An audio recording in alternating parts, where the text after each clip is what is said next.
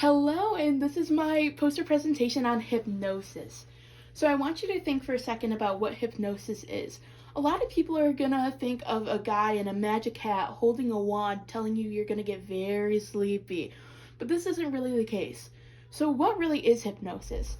Hypnosis can be defined as a changed state of awareness and increased relaxation and focus. A person is more likely to change behaviors when asked. So this is an oversimplification of the left and right brain, so it's not scientifically accurate, but this is something that's often used to describe it to patients who are undergoing hypnosis.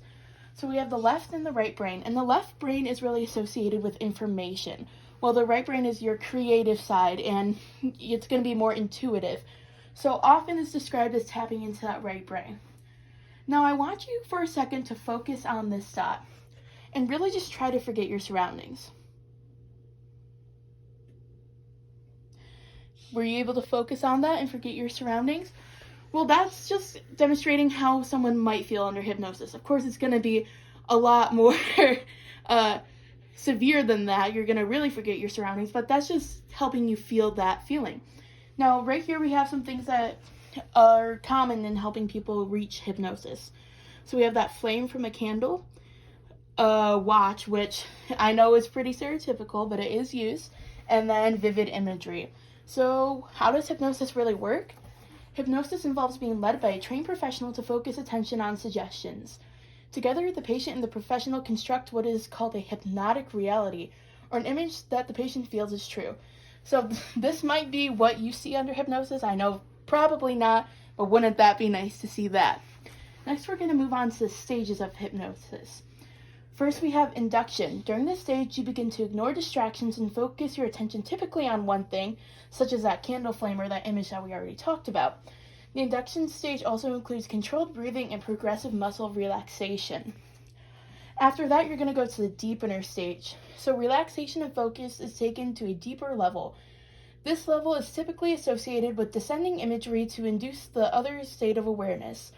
These images can include numbers descending, walking downstairs, or sinking into a comfortable bed.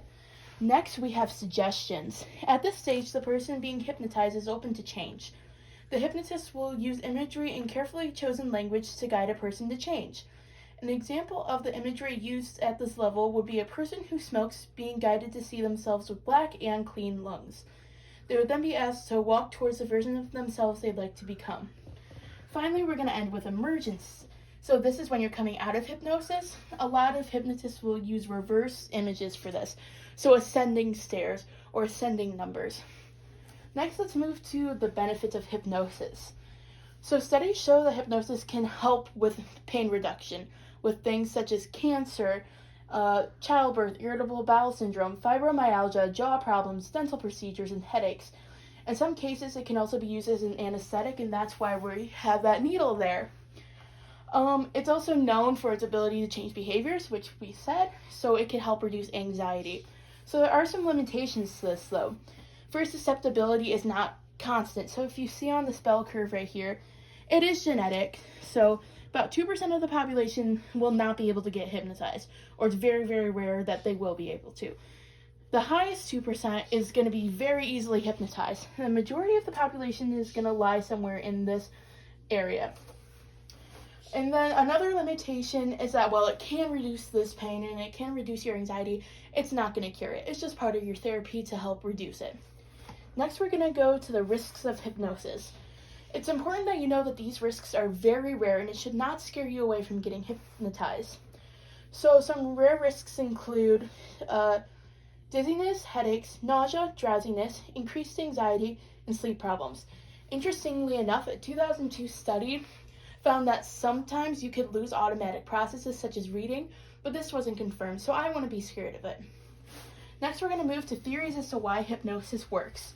So there are two main theories. Some believe that hypnosis is a form of dissociation. In a study, people were put in an ice bath. They were provided a button to hit if they felt pain. While they were hypnotized, many hit that button, but none reported feeling that pain. So many believe that it's just a theory of dissociation. The second theory is called social cognitive theory. So this theory suggests that people that are getting hypnotized are playing along with it, basically. that society has dictated that that's how you should act when you're hypnotized, so they are going along with that act. We're going to end this presentation with some common myths. So first, we're going to talk about hypnosis can unlock repressed memories. That just is not true. Hypnosis is an altered state of consciousness. A person cannot remember or know something that they do not know in regular consciousness. Next, you can't remember what happened during your hypnosis session. Most people report remembering what happened during hypnosis. Many people report that they just felt extremely relaxed and focused. Finally, hypnosis isn't real and is a form of entertainment. And we talked about this at the beginning, that most people see the magician, but really, hypnosis is a form of therapy used to treat many ailments. That was my poster presentation on hypnosis. Thank you. Have a good day. To end this presentation, I'm going to leave you with a question. Would you get hypnotized?